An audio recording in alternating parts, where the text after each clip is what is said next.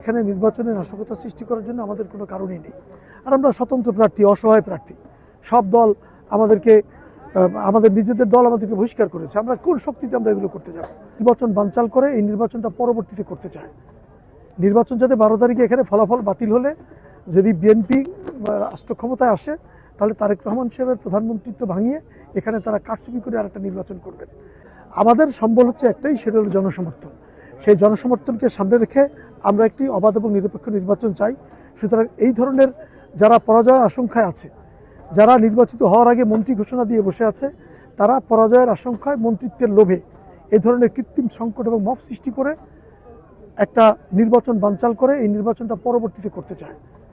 নির্বাচন যাতে 12 তারিখে এখানে ফলাফল বাতিল হলে যদি বিএনপি রাষ্ট্র ক্ষমতায় আসে, তাহলে তারেক রহমান সাহেবের প্রধানমন্ত্রিত্ব ভাঙিয়ে এখানে তারা কারচুপি করে আরেকটা নির্বাচন করবেন।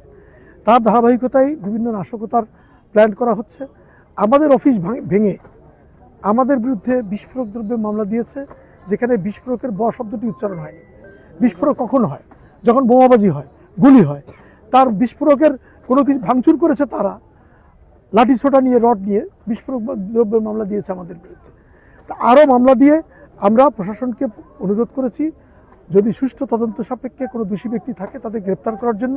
তবে যদি বিনা দোষে, বিনা অপরাধে এবং সুনির্দিষ্ট কোনো তথ্য এবং প্রমাণ ছাড়া আমাদের কোনো কর্মীকে গ্রেপ্তার করা হয়, তাহলে জোরদার আন্দোলন করে দিতে হবে।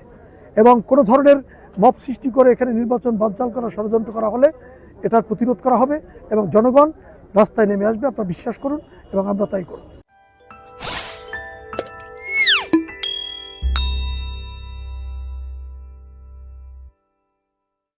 আপনার স্বপ্নের বিনিয়োগটিকে হাতছাড়া করছেন না তো? অপরূপ কুয়াকাটায় গড়ে উঠছে আপনার স্বপ্নের ঠিকানা, কুয়াকাটা পার্ক অ্যান্ড রিসোর্ট।